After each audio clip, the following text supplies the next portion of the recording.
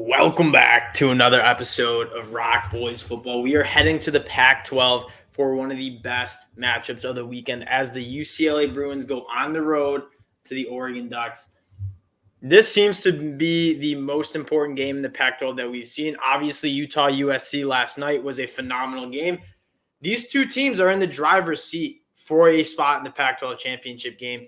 Everyone else has a loss in the Pac-12, the Ducks, the Bruins.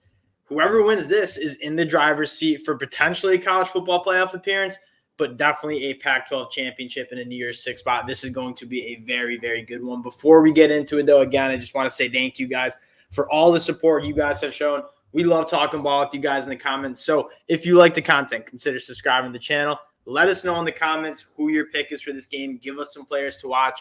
We're trying to make some money just like you guys, and we really do appreciate all the support you guys have shown. I want to start with this Oregon Ducks team. It's a team we've been able to make some money on after the extreme correction that Vegas and the national media gave to the Ducks after getting blown out by Georgia week 1. I don't know who thought that this Oregon Ducks team with a new coaching staff would just flip the switch with Dan Lanning and be a great team. Like, there's a lot of moving pieces. They have a transfer quarterback. They have a couple transfers on defense and on the offense side of the football, and it didn't click week 1. But this team is still extremely good, and we see how good Georgia is. And just because they had one bad game where it really snowballed, and you watch that game back, and they were hanging in there, and then Bo Nix throws the interception, and it kind of gets out of control. This Oregon team is still a top 15 team, arguably a top 10 team. And then this UCLA team that kind of sleptwalked through the first couple games, didn't look all that impressive, beats Washington. And then that Utah game was one of the more impressive UCLA performances I've seen under Chip Kelly. Again, this is a UCLA team that it goes as far as DTR goes. And right now, DTR is going quite far with this team. They have really good talent around them. They have a very physical defense. And we haven't really seen a Pac-12 team really out-physical Utah. We saw UCLA do just that. I mean, you look at what they did. Zach Charbonnet, 22 carries for 198 yards. He averaged 9 yards per carry. DTR, not really getting it done with his legs that game, but he showed you, hey, 18 of 23, very efficient, but explosive passing game. And they're not telling DTR to be a pocket passer necessarily. Get outside the pocket. Use your athleticism to extend plays. But what you're seeing DTR do is not really force anything. Just take what's there. I think going out and getting the transfer from Duke, Jake Bobo, has been phenomenal for the UCLA Bruins in terms of a big physical receiver who can create separation and kind of be a safety blanket for DTR. And this team is looking extremely dangerous. Now, getting into the matchup, you take a look at what both teams do. They both want to run the football. Zach Charbonnet is one of the best running backs in the country. Combine that with the athleticism of Dorian Thompson-Robinson. This rushing attack is very good. You look what they've done on the year. They've averaged, I believe it's 5.5 yards per carry. They're a very explosive and efficient running group. And it's against an Oregon Ducks team that has been pretty good against the run, only allowing 3.5 yards per carry. That's going to be kind of where the battle is, because you look on the other side of the ball. The Oregon Ducks, they also want to run the football. They're averaging an even better, I think it's 6.2 yards per carry. That is not sack adjusted either.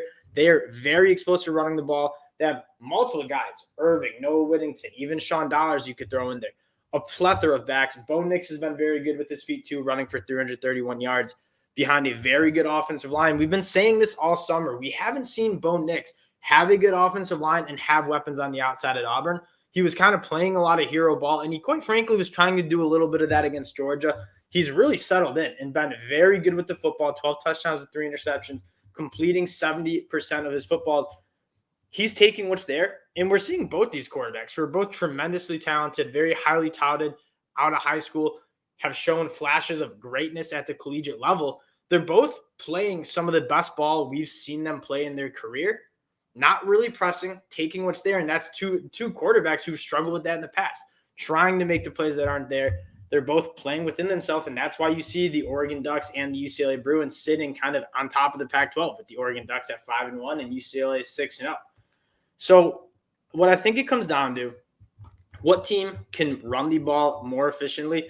I really like what I've seen with the Oregon defense as of late. Again, their defensive numbers are a little skewed because how bad Georgia's kind of beat them down week 1. But we've been saying this a lot. Jeffrey Bassett has been really good. You obviously have 2 really good linebackers in Noah Sewell and Justin Flo. And Justin Flo's a guy that hasn't played a lot of football, very highly touted out of high school, but battled injuries.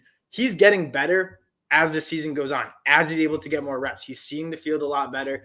Can Oregon hold up? Brandon Dorlus, DJ Johnson, can they stop that UCLA run game, get UCLA behind the chains, and force DTR to kind of be within the pocket and make throws from the pocket? That's probably where he's most uncomfortable, although he's been pretty damn good there in the past, or this year, I should say.